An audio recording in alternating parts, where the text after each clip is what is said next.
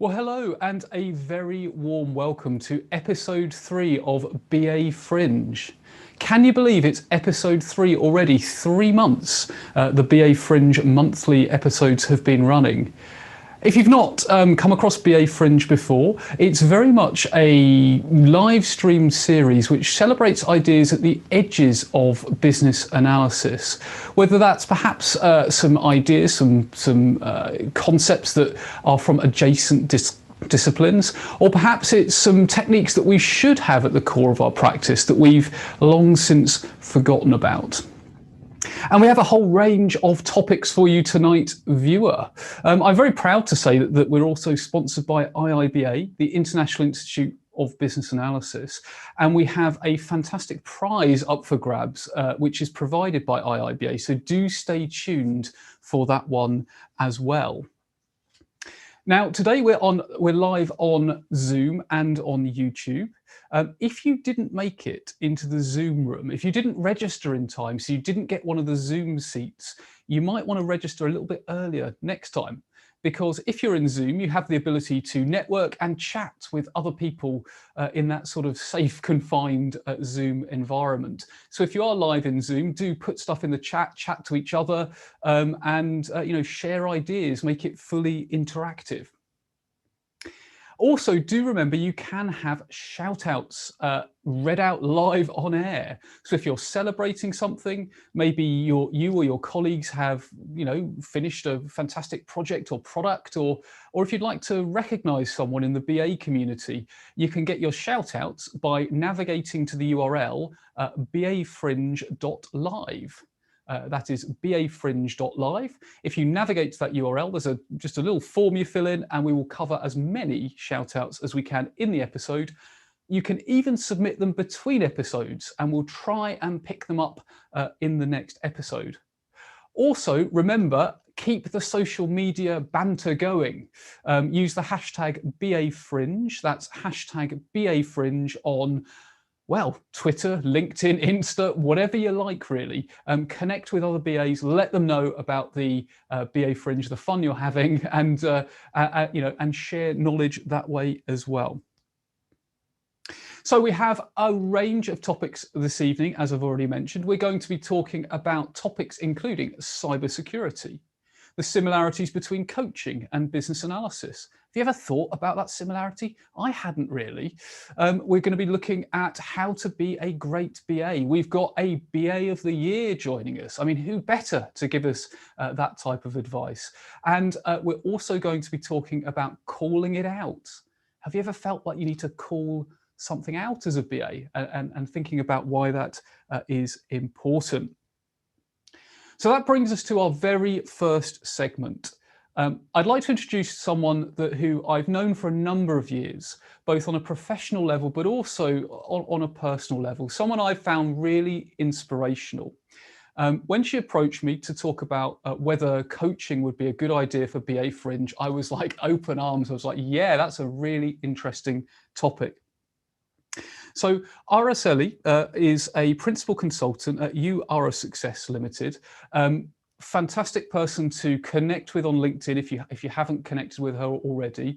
And she's going to give us a bit of an intro into how coaching might be similar to business analysis. So Ara, over to you.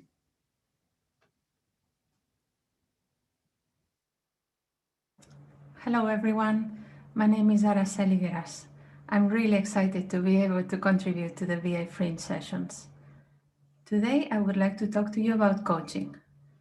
Why do I want to talk to you about coaching? Because I am an accredited coach. I trained as a coach 5 years prior to starting my official BA journey.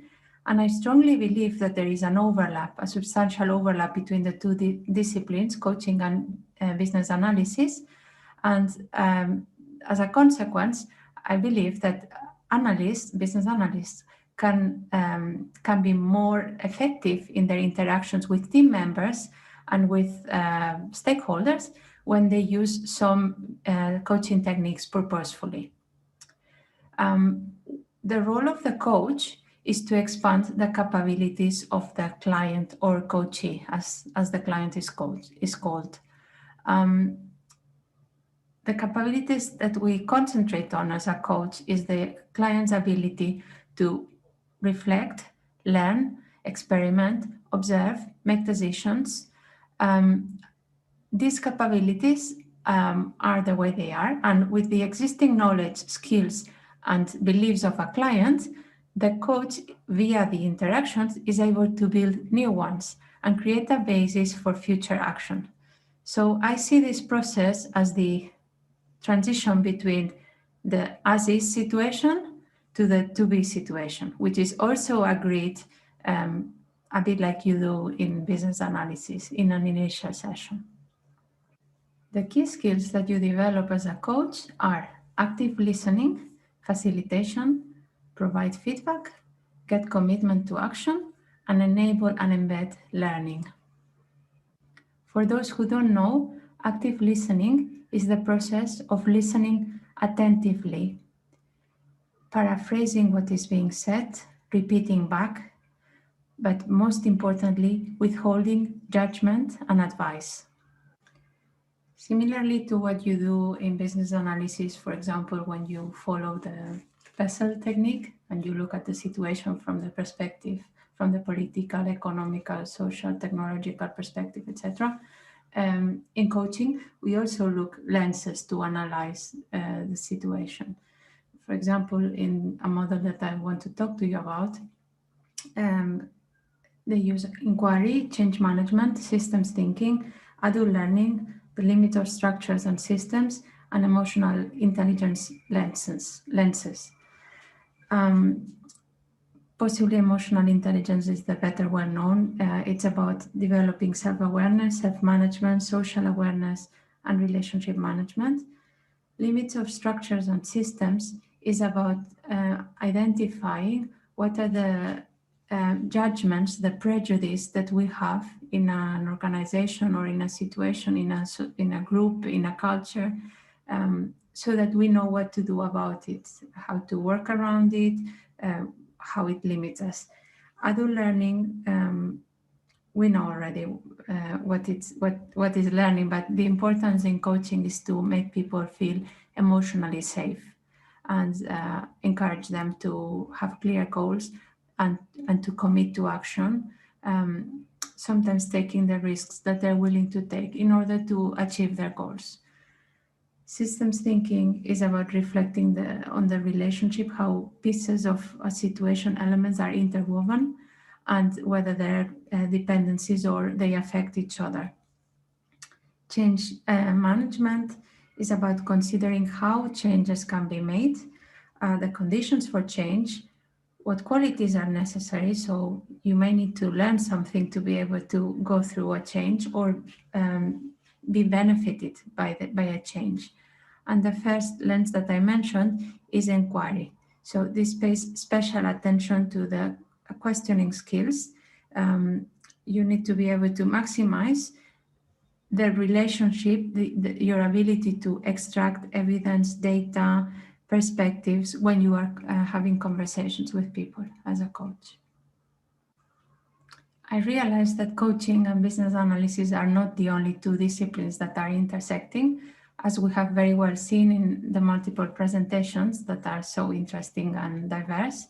However, I hope that I have enticed you to develop some of your coaching skills, or even to consider hiring BAs that have also been trained as coaches. I wish you a very nice evening. Thank you for listening.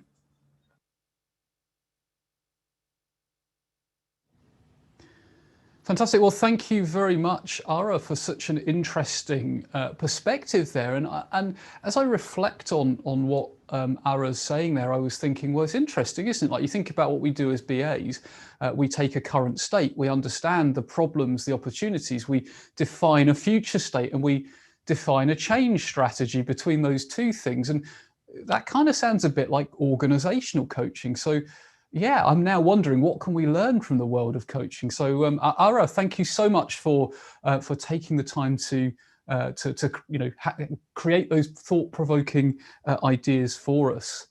Now, just before that segment, I mentioned that you could get a shout out by using the URL bafringe.live, that's bafringe.live, which is what this next person did.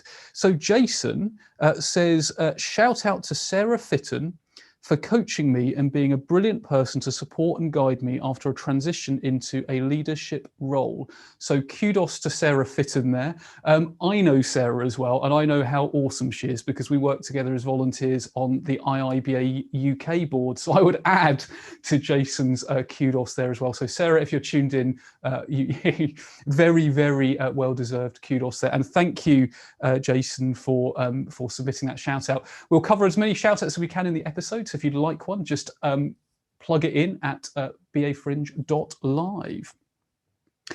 So that moves us on to our next segment. Now, I am sure that many of us in our professional lives and our personal lives are thinking more and more about cybersecurity. In fact, episode 1 of BA Fringe, we talked about cybersecurity, and it was such a popular topic that we had a request, in fact, several requests to cover more about it. You'll also know, of course, that IIBA, the International Institute for Business Analysis, has a cybersecurity certification and is doing more and more in that field and how it relates to business analysis. So I'm really pleased to say that we have with us now someone again who I've worked with on the IIBA UK board as a volunteer, but who was also very heavily involved and instrumental in the creation of IIBA's certification. So I'd like to welcome Bindu Channaveerappa. You may well know that she is Director of IIBA UK London Community. She's also Business Analysis Consultant at iPerception. So Bindu, thank you very much for joining us. It's a pleasure and honor to be here. I think I can call it as a show now, isn't it, Adrian? It is a show. It's a show. We were talking about this. We were talking about this before. I should maybe we should have a game show in episode 4 and have like celebrity BA squares or something, or a pub quiz. But so fantastic. Well, Bindu. So cybersecurity is a really interesting topic, and I think often people perceive cybersecurity as being just about the tech. And the tech is clearly important, but it strikes me, and I know I've heard you say this before, that it's actually much broader than just the tech. So if it's broader than the tech, how would you define cybersecurity? Great question, Adrian. Cybersecurity is viewed and perceived with different perspectives. Yes, it is securing the cyberspace. Hence, the prevalent understanding is everything is technical in nature. However, the solutions may or may not be very much technical in nature. And as far as defining cybersecurity, let's take a step back and look at all the cybersecurity project avatars that we undertake on our projects. It could be just securing a product level information, that is by user authentication or authorization, which is a cybersecurity initiative, whether we do it with awareness or without the awareness. Or it could be a data encryption or securing our networks or gateways or firewalls. Or we could be even working on those projects to get an accreditation or just implementing a security standard. Or another level up at a strategic level, we could be doing a cyber risk analysis. So the key to understand is the data and all of these activities where the data is accessed from the strategic level till the user authentication. So only when we can see all of these activities happening at their various places in their life cycle, only then we will be able to define cybersecurity, which is the protection of the systems, the data, and the networks. So I think we have to be mindful to see that that information asset that we are talking about at the organization level trickles down to every team or aspect or the systems that we are using. So in a nutshell, at a very high level. Yeah, that's really interesting. I think in pictures, Bindu, and I was imagining a big onion diagram as you were talking there, where you've got the different layers and all sorts of different actors and IT systems and other types of social systems interacting. And I suppose that leads me to my next question, which is there might be some people who take the view that cybersecurity, like, that's the responsibility of the IT team. And there might even be some people listening who think, well, actually, what has business analysis got to do with cybersecurity? So what would your take on that be? Whose responsibility is it? And how can BAs connect with cybersecurity? I think I can completely relate to this, because this is exactly the understanding I had even before getting into the subject of cybersecurity, until I experienced it firsthand, that cybersecurity is everyone's business. And that really surprised me and opened my eyes into this new world of cybersecurity. As we just now saw, and you explained it very well, the onion diagram you said, and that's exactly how I depict in my presentations or workshops. It's like an onion diagram going in layers. So just looking at this or imagining this image, what you just put out there, Adrian, think how many people in this onion diagram will be using. So whoever is using the data or whoever is using the systems, everyone have a responsibility. Taking another analogy, like if a family is living in a house, whose responsibility is it to protect the windows and the doors?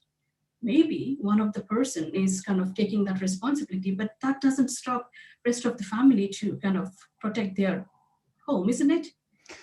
That's a really, really good analogy, actually, Bindu, and I'd not really thought of it like that before. But that I guess also that applies to different, like, if I think of an organization, you might have different assets that you require different like levels of hardening.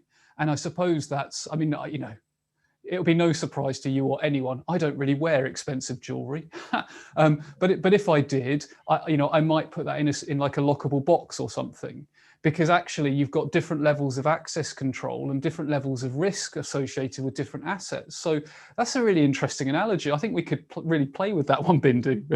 Absolutely, and that is something I was actually sharing at the BBC panel as well. So if I give you a crown jewel, I don't have to tell you that this is important. I don't have to tell you about security. It is something instinctively you do it, or it is an acquired knowledge because there is a tangible object in front of you which is shiny and expensive, and we all know that. But the organizational asset is not tangible, and that is exactly, it is no less than our the crown jewels, because it is the customer data, the organization data, the employee data. And when we are holding that data, it is the customer who is trusting us to secure it. So they don't have to tell, it is our responsibility at the organization level to protect it. And that is how I think we should be seen, though it is intangible. Yeah, really, really interesting. And it's easy to become complacent, and organizations do sometimes, you find customers' data has not been treated well. It's been passed around on a spreadsheet when that's perhaps not the most secure or effective way. So thinking about business analysts and business analysis, Bindu, specifically, if you had some top tips or some techniques or some ideas that you think, as BAs, this is how we can tap into cybersecurity, these are some ideas we can bring into our practice, what would that tip or those tips be? Again, I think another great question, Adrian, and I think probably I need the rest of the evening for that. Yes. I know you have kind of time boxed me, so I think I'm just going to share one really top tip that we all can go back to work tomorrow and implement it. And that is to consider polarities. As BAs, we create user roles and scenarios, and a hacker should be one of them, because they too use our systems, maybe not the way that we want them to use, and rather maliciously. So let's start including hacker as a competitor, as a stakeholder, a persona, a role. So when we do this, we start asking questions ourselves, okay, because I'm sure we all have the alternate paths, a happy path and the alternate paths. So that alternate path should include what happens when somebody comes into the system without the required permissions. That's a really interesting point, Bindu. And as you were speaking there, I was thinking, oh, personas. You could have a persona for like, a disgruntled staff member who wants to steal intellectual property. You could have a dishonest person trying to defraud, and they would have different motivations, and they'd probably try, and not just in IT, that there might be physical paper files that they're trying to get out of the building. So really interesting. So I know, of course, and of course, I know you were involved in the formulation of IIBA's cybersecurity certification, and so it will be no surprise that you are of course certified. And I know, I'm having more and more people ask about that certification. I'm still to take the exam. Embarrassingly, I've registered, but I haven't had a chance to study and take it yet. What tips would you have for anyone watching that might be thinking about taking the exam? Okay. Before I get into the tips, in terms of the information, I think I would refer them to go to the IIBA website on the CCA certification page, where the complete exam resources such as the learning material, the handbook, certification handbook, and including sample questions are all out there. And for somebody who is new to cybersecurity, I think buying the learning material is really good, especially with a BA background, because it is written by BAs for BAs. And it is in a BA language style, like, a BA document. It feels like you're reading a BA document because it talks about the key, the terms, the keys to terms and definitions, basically the vocab and the use cases, who are the stakeholders. So it's more like, reading a BA document. That means you can get the sense of what we're trying to do there and achieve. And I think it's around 40 plus chapters. And the best of all is the BA focal point. So every chapter in the end has a BA focal point, which provides scenarios on what BAs should be doing. And I think those chapters are quite easy to understand. And yes, the sample questionnaire also will help you to feel the questions. And yes, you said you have to still take the exam. But what I realized when I was trying to prepare, and I went full circle, as you know, that, from the certification exams and then writing it back. I just realized, and of course, we all have seen when we attend a training program or something where we really put our mind into a subject, it feels, it is common sense. Yeah. It is something like that. And why did we think about it?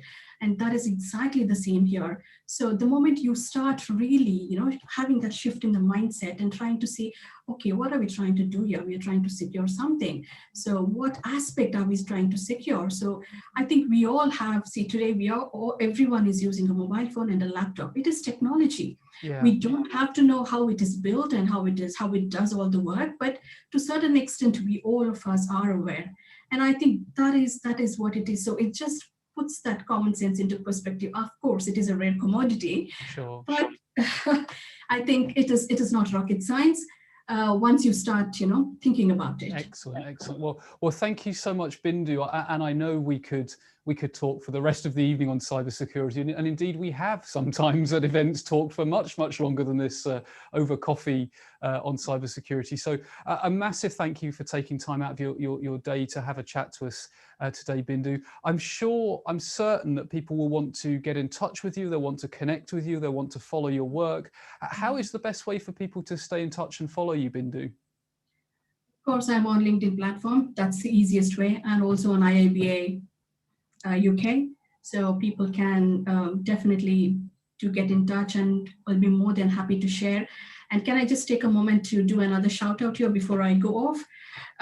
Yes, before I do the shout out, yes, on the cybersecurity panel itself, I'm trying to bring another cybersecurity panel for the IIBA UK, where all the contributors will be there. So just putting the message out there for people to look out and join us on the panel. And if you have any questions, all of us will be more than happy to respond. Fantastic. And shout out is for, again, going back to the coaching, is for Janice McNamara. She's a fantastic coach. She coached me as well. And that's again, I'm talking to her on Thursday. So that's a shout out for her. And do join us if you have more questions on coaching. I know you had a taster session here. So yeah. Excellent. Well, Bindu, thank you so much. And well, I'm sure we'll speak again soon, Bindu.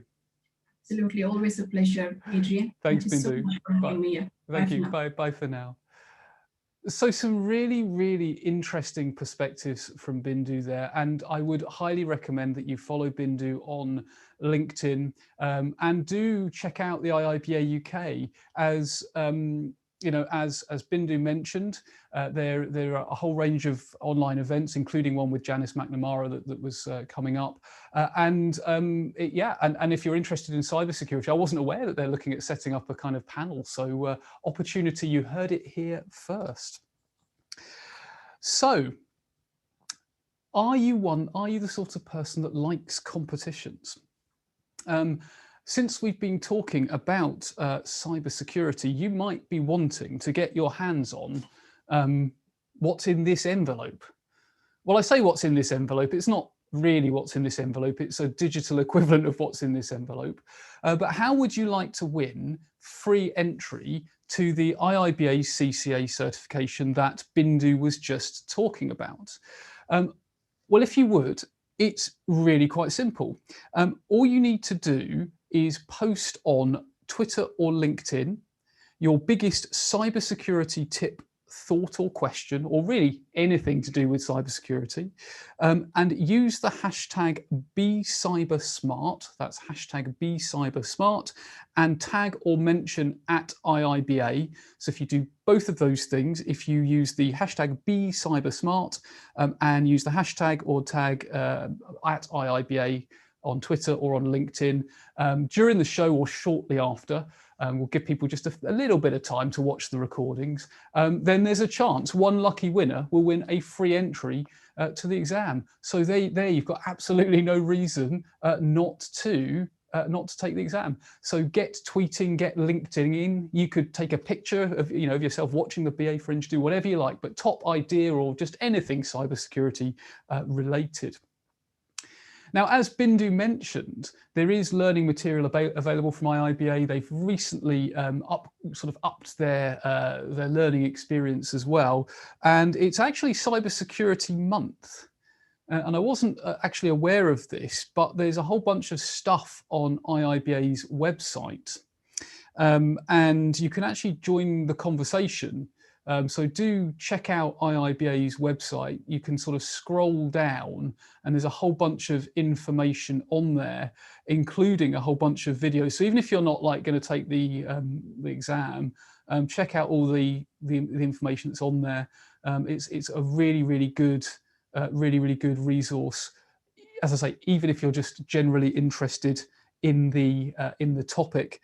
If you want to find out more about that, if you go to, there's a long URL, but we've shortened it to make it easy. If you go to bit.ly/IIBA-CCA, you'll find out more about the cyber certification. So it's bit.ly/IIBA-CCA. You can find out more about the certification there. Okay, so that brings us on to our next segment. Have you ever found as a BA that you have to call things out? You see something, doesn't quite look like it's going as you think it should. You maybe have to act as a bit of a conscience of the business. Something we probably think about a lot, but we don't talk about. And maybe it's something we should really consciously build on as a community. So I'm really pleased to say that Jason Valentine, who is a senior business analyst at Aviva, is going to talk to us briefly about the importance of calling it out. So Jason, over to you.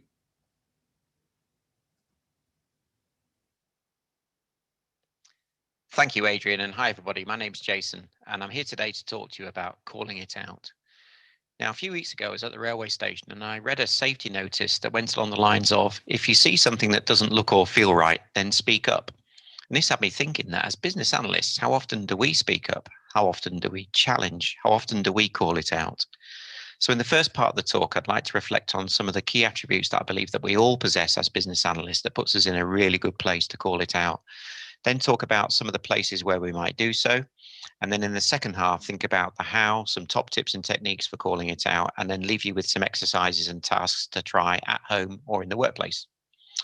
So thinking about the skills attributes that we hold, I think the first thing is that we often act as the conscience of the organization or the business where we sit.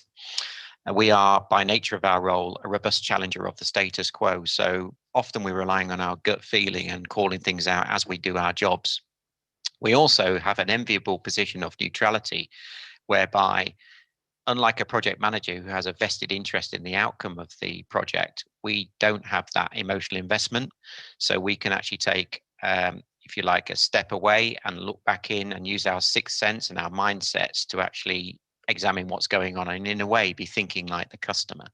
So I think these stand us in good stead for calling things out. In terms of places where we might do so, obviously there's our projects that we work on. There might be other projects running in different programs across our organizations we might have witnessed, and maybe we want to call something out on those. There's our community, of course, so our practices within the places where we work and our virtual practice that we're all in on this call today. There's also obviously our organizations, and that can be at a department or a company level. So occasionally we get sent questionnaires where we might be asked to sort of check in on how we're feeling. They're really good opportunities to call things out. And then also thinking outside of work, there's our clubs and societies that we might belong to. We might belong to an organizational committee, for example, for a sports club or whatever it might be. So there's opportunities there to exercise calling it out, perhaps in a safer environment. So now on to some of the typical areas where we see situations where we need to call out and the interventions that we might like to make. So I guess there's a short list of maybe 5 things that I see quite commonly. One is people overworking. So obviously at the moment, in the middle of this pandemic, there are behaviors that are being driven working at home from people where perhaps they're working from 5 in the morning till 5 at night, or even nocturnal working late at night. So there's some situations there where we might call out those individuals and check in to see how they're doing. There's famously, as BAs, unreasonable demands that are set on us. So we might be asked to produce a requirements document or whatever it might be by the end of, say, next week. It's not based on any fact. So you're almost trying to promote that kind of fact-based discussion. So you might call that out and say, look, when I've done my business analysis plan, I'll let you know when those requirements will be ready. You may spot areas where there's an element of blame or bias. So is there some bias in the team towards a particular solution or a particular supplier? There's things there where you might want to use some positive inclusion language, such as, well, as a team, what do we think to this? Or could you just help me understand why that is as it is? There might be some changes that are coming in that are actually overwhelming what the project's there to do, the so-called frippery counter. So for example, if you're interested in launching a new product, but we've suddenly got obsessed with, I don't know, some vouchers that we're going to give to every customer that buys the product, if that becomes the be all and end all of the project, it's probably something that you want to call out. There may also be some unethical or immoral actions that a project's inadvertently taking, which perhaps others haven't seen. So you might use language like, am I the only person in the room who has spotted that this might not be a really good thing to do? So some ideas there to think about. Now, things to avoid are typically I see different flavors of BA bad behaviors. So Tina Lovelock has an excellent article on this if you want to check it out. But the key things I would recommend avoiding are superior, told you so, and negative. So superior, we've got to remember that we are part of a team. It's not all about us. So making sure that it's a team-based conversation. Told you so, that famous log where you're always going to say, I told you that would happen. Avoid those things. And obviously negativity, try and use positive language. Pick your battles. So what I mean by that is hobby horses. So there might be things that you're quite passionate about because you have a core value that basically sort of strikes a chord with you, but just be very careful that you don't own the whole thing. You're there to call it out and let other people resolve. Think about situations where you might be better off taking somebody one-to-one. So the overworking is a good example of that. You might want to speak to that person one-to-one rather than calling it out in a room full of other people. And be careful of your language. Think of non-combative language rather than combative language in the way you approach things. In terms of blockers and enablers, so historically, I've seen people maybe lack some confidence. So if you are feeling that way, it's probably a good idea to sound out a trusted colleague. So someone who you rely on, you might want to have just a quick conversation and say, I've spotted something doesn't feel right. What do you think? You may feel that you don't hold the status in the team to call things out, but just imagine for a moment that you're all the same height and status doesn't really matter. There's a fear of perhaps reprimand or consequences for calling things out. Just try and realize that it's actually safe and positive to do so. Even stopping a project can be a good thing because the analysis has proven that it's not fruitful to continue. Some people freeze in the moment. The people that I've seen excel at actually calling out, they kind of lean through that fear and they speak up. So try and sort of build your confidence up over time. And try and move to a place where people are building an empathy and understanding with you rather than feeling sorry or feeling sympathy towards you. And that again comes with experience and calling it out more often. And there's often that fear of failure or making a mistake. But what I would say is just holding your minds that there can often be a domino effect. So if you call something out, it might be the unspeakable truth that somebody else in the team was also thinking of calling out. And what I've often seen is this snowball conversation start. So there's some ways to overcome any fear. In terms of trying things out, how about your next team meeting? How about an agile retrospective? Just think about times where you could safely call things out in your projects, in your workplaces, in your clubs and societies, and even back at home. These are challenging times right now, so no better time to call things out. So as the strapline said at the top of the notice I referred to earlier, see it, say it, sort it. Goodbye for now, and good luck with calling it out.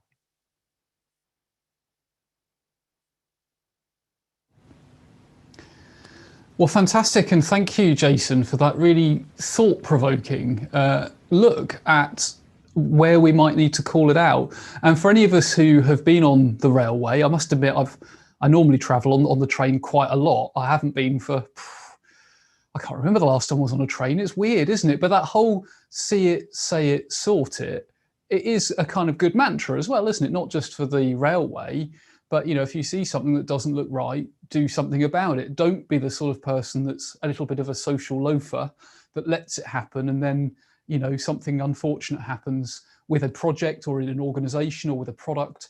So fantastic, some thought-provoking points there from Jason. Thank you very much for taking the time to, you know, to provoke those thoughts.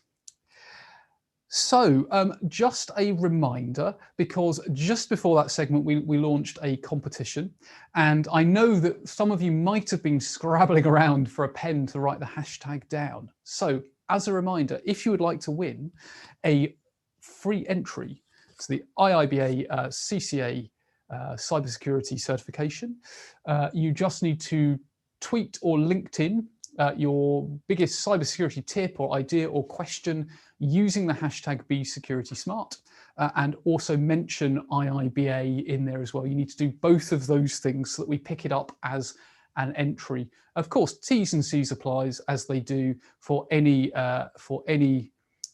competition, and it is the exam that is the prize there. The exam only is the prize. So that moves us neatly on to our next segment. Have you ever wondered what it takes to be Business Analyst of the Year? You may well be aware, particularly if you live in Europe, that at the BA Conference Europe every year, there's a very prestigious award that's always highly contested with very skilled, very, you know, people we're just really sort of, it's great that they are in our community, and it's released or it's announced at the BA Conference Europe every year. And I'm really pleased to say that we've got the winner of the 2019 BA of the Year award with us today. Now, Linda Parker is Contract Business Analyst through Christon, and she's going to have a talk to us about what it means to be a great BA, how we can become a great BA, and also is going to talk a little bit about what separates good from great BA. So Linda, thank you very much for being here. Hi Adrian, thanks for inviting me. You're more than welcome. You're more than welcome. So Linda, you were of course the very worthy winner of the BA of the Year Award 2019, which was awarded at the BA Conference Europe. And it, it has to be said, as with every year, there were lots of other worthy finalists and competitors. So I suspect what many people viewing this will be wondering is, what inspired you to apply for the award? And also, what do you think gave you the edge? It's actually quite a difficult question for me. And I think the way I'd like to answer it is just to say that having worked on a really difficult project for a couple of years, and I'm still actually on that project, it gave us me a lot of challenges. And I just wanted to kind of put it out there that it would be nice to get a little bit of a reward for it, or recognition for it, not just for myself, but for the team. We were doing lots of really great things and getting into really new territory just for ourselves and for our stakeholders. And it was just nice to kind of see if I applied for it, could it get far enough to get recognized by being just in the sort of 6 or 8 to just get to the conference, and then could it go far enough to actually win? And I think a lot of people might who know my name might understand that I actually got to the final, or became a finalist, in 2018. So on the same project, I reached the finals and then won it the following year. So the work that we did on that project actually got us there twice. So and it was just nice to be rewarded for doing not just a good job, but going that extra mile with our stakeholders and with the project, and getting that pat on the back, which is so important for everyone, because we do a good job. Everyone in whatever you do tends to do a good job, but how many times do you get a pat on the back? And we're not talking about financial reward, we're just talking about a thanks, guys, you did something great there, you did something really terrific, and here's the pat on the back. So I think the winning the award is the kind of extreme of that. But if you take that down to just the basic level, just remember to say thanks to your colleagues and just say, that was really great what you did, or that was great showing me that thing that you did, or just congratulating your teammates when you think that they've done something good is just terrific. And what gave me the edge, I think, on winning it was the judges came back and actually said it was my emotional intelligence for the one thing that tipped me over the edge when I actually finally won it. So, and it was great. I mean, on the actual event on the day was just terrific and actually unexpected, because when they went through and said what everyone had done, I was just sitting there thinking, I haven't got it, because as they mentioned every single person's name, they said something about everyone. I'm like, these people are just extraordinary. It's just a whole collection of extraordinary BAs. Yeah. I can't even begin to imagine how euphoric that might have, that must have felt. And I loved what you said there, Linda, about the pat on the back. And I do think it's something that as BAs we're often quite almost reticent to accept praise. I mean, there's also a little bit of Britishness thrown in there for those of us that are tuned in that are British, where it's like, oh no, but actually sometimes as a community, as individuals, as teams, and as a community, we should say, actually, yeah, you know what, that person, that team did a really good job, and we should we should highlight that and and celebrate it. So. It's interesting you mentioned emotional intelligence, because one debate that it sort of clangs on in the community, and there's probably no right answer to this question other than it depends, but if you were to take like technical analytical skills and what we might call interpersonal skills, and if you were to think about which of those in general separates like good to great BAs, would you say it's like there's a particular balance? Is it a particular type of skill that separates great BAs in your experience? So I think that initially when you start out as a BA, I think it's important to have really, really good interpersonal skills, because when you start out in this industry, I don't think you can really learn them initially. I think you either are good at the interpersonal stuff. You're either calm and good at communicating, and you can build on a good basis with those interpersonal skills and enhance them. But I think you have them or you don't kind of have them. And then the technical skills, you can learn those. You've got to have an aptitude, and I think the aptitude to learn those good business analysis skills kind of come with those interpersonal skills as well. So you kind of have a natural leaning towards learning those technical business analysis skills. And I think initially you need to have those in place, and they make you or turn you into a good quality business analysis. You've then got to go out and learn the techniques. You've got to learn the trade and learn how to be a good BA. But there's something about business analysis as a trade that is all about communicating, building rapport, understanding people. And I don't think those are the things you necessarily learn how to do. You can't learn how to be calm. You can enhance your ability to be calm by going on mindfulness courses and so on. But I think you really need to have something as a basis there initially. So I suppose if I were put on the spot, I would say that you need that basis. But then, like everything in life, you have to build on those. That you don't magically have them all the time. You've got to work at this. Like everything else, in everything in life, you have to work at it to make you a superstar at these things. And it's not a sort of linear thing where you start here and you're always going to be brilliant. You're going to have off days as well. You're going to have days when you can't write something because you've got other things going on in your head.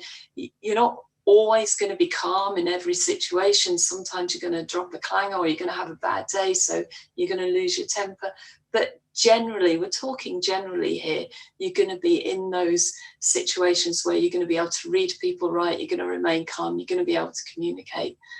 Yeah. It's those basics that you need. Yeah, those firm foundations. And actually that is a really interesting point, because I think as BAs we're often quite quick to blame ourselves. You're not calm, or you get a bit shaky at something. I know I can only speak for myself. I tend to sort of beat myself up, but that mantra of actually it's okay to have a bad day, and it happens to everyone's a really, really powerful one as well. So but actually as well, what tends to happen with people that are calm and have a lot of these good interpersonal skills is that when you feel that you're losing your temper or raising your voice, other people don't notice, because it's only you, and your raising your voice might be a couple of notches higher, but to everyone else they're like, really, you lost your temper that day? I never even noticed. So no, it's interesting. That's one thing I've learned about presenting is nerves only show if you let them. And I know that sounds bizarre, but like I'm terrified and nervous now, but to the extent that it's showing, I don't know. But so thinking about that transition from good to great, and you've talked about interpersonal skills, but what other skills, competencies, behaviors, attitudes, aptitudes would you say separate like great BAs from good BAs? I think there are a few things. It's kind of thinking about this. It's sort of difficult to put my finger on specifics. I think the good things are to remain flexible and agile. We talk about agile as a method, but I think the key thing with BAs is to be agile. And the other thing is to always know your audience and understand where they're coming from.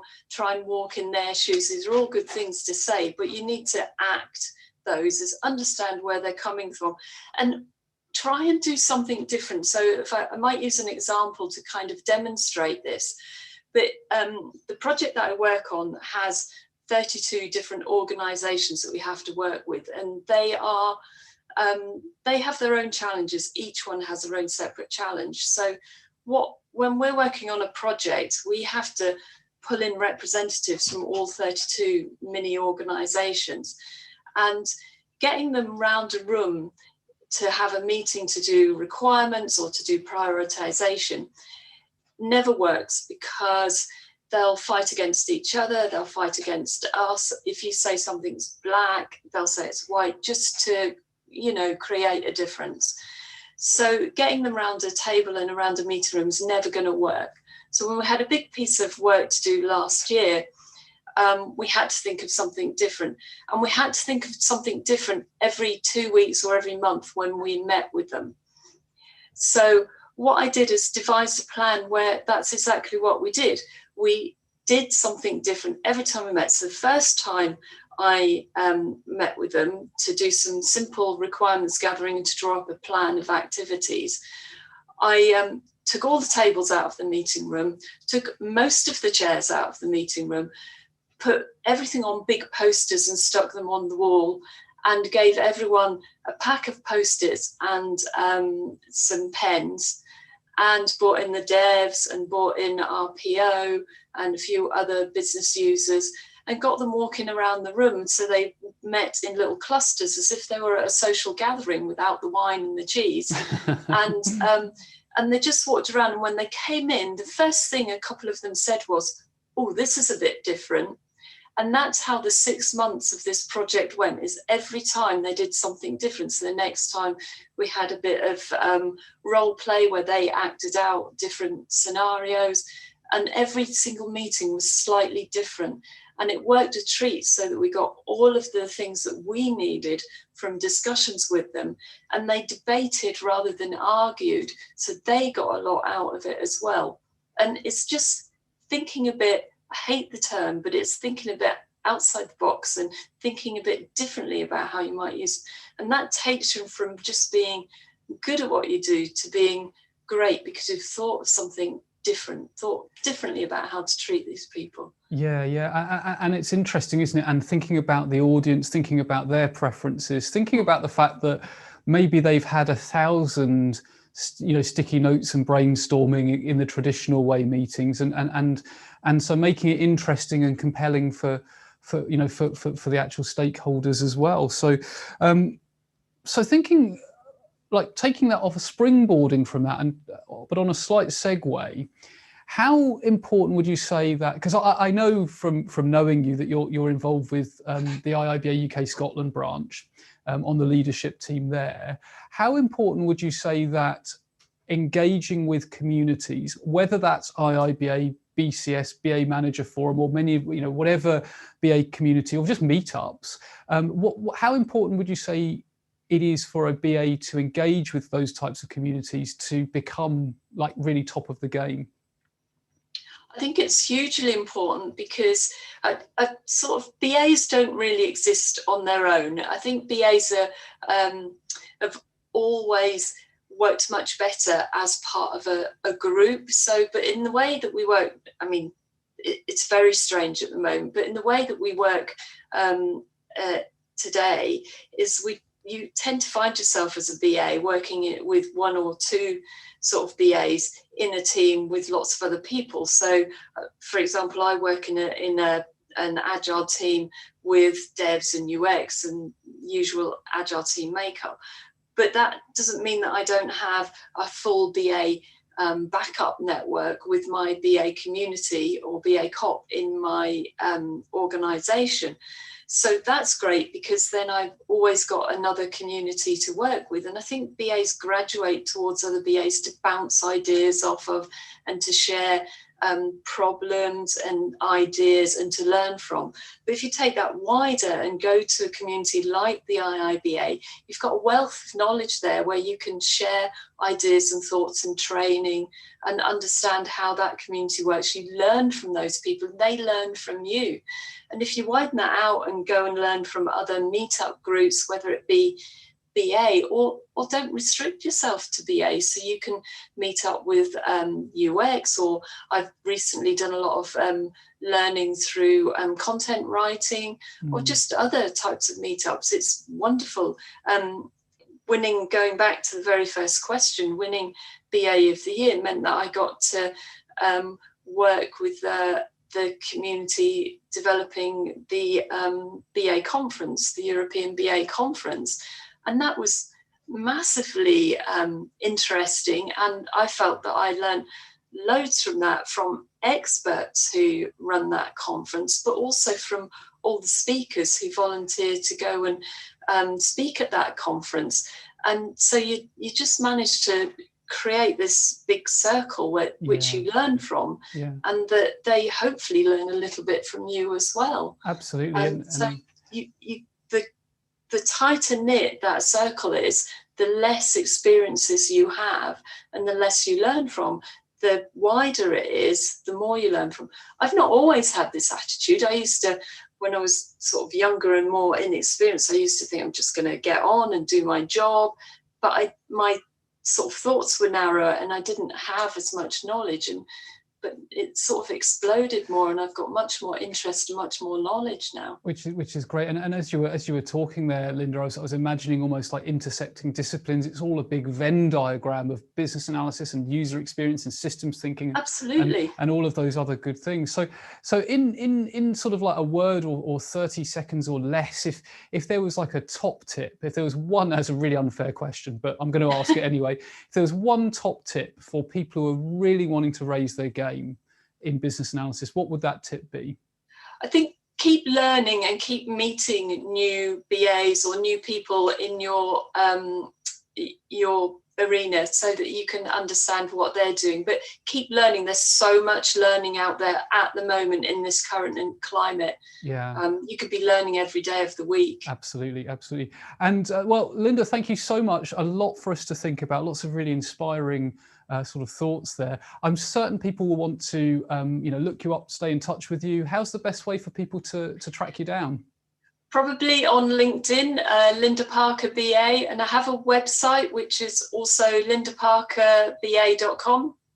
So I'm on Twitter as well, but LinkedIn is where you can find me mostly. LinkedIn is like the de facto business network, isn't it? So, well, Linda, thank you so much for taking the time. I'm sure we'll speak again soon, but yeah, thanks again. Thank you. Thanks. So some really interesting thoughts there from Linda about that whole idea of continually learning, continuing to raise our game, looking at adjacent disciplines, which is sort of what the BA Fringe is about in a way, bringing together different ideas from outside of business analysis as well as being inside. So just a few things before we close off, because we're very nearly at the end of episode 3, believe it or not. First of all, just a reminder of the competition. You could win a free entry to the CCA exam, the IIBA CCA exam. Now, of course, this doesn't guarantee that you'll pass it. It just guarantees that you can enter the exam. All you need to do is tweet or use LinkedIn with the hashtag #BeSecuritySmart, and do tag IIBA in that. You need to do both of those things so we pick it up as an entry. One lucky winner will be selected shortly after. We give people just a little bit of time to watch the recording, but do that, you'll be in with a chance of winning, and we'll contact you on social media if you are the lucky winner. T's and C's obviously do apply, etc., etc. Also, another thing to mention is you may have noticed, if you're not already connected to our YouTube channel, you'll want to look up the Blackmetric Business Solutions YouTube channel. We've been at some conferences recently. So if you weren't able to attend the BA Conference Europe, the BA Summit Southern Africa, or the Building Business Capability Conference, which would originally have been in Vegas, but all of these were, of course, virtual. We were doing like BA Fringe type content at all of them. I think we did 8 episodes for BA Europe. We did 6, I think, for South Africa, and 7 for the Building Business Capability Conference. We interviewed speakers. We had a whole bunch of panel sessions and stuff. They're all on our YouTube channel. So it's like there's hours, literally hours of professional development that you can just go and access for free anytime. So have a look. It's a great way, if you didn't get to the conferences, of having just a little sneak peek for no cost at all.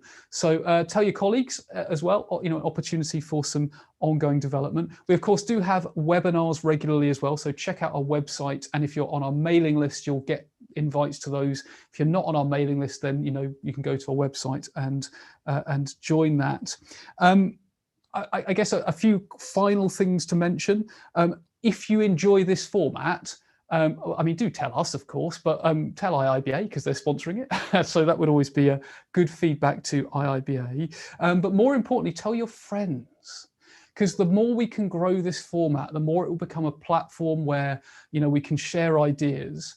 And if you're sitting there thinking, I've got a story to tell, please get in touch. The whole idea behind this is not that it's like, you know, like professional speakers in front of the camera type of thing. It's anyone. Right, so if you've got an idea, get in touch. You can do either a pre-prepared video or a live interview. You don't have to speak for hours and hours. We generally go for like 12-minute interviews or 7-minute videos, something like that. You know, you can contact me directly. There is like a call for speakers form that I'll get you to fill in. Finally, just a couple of plugs for the Black Metric-y type stuff.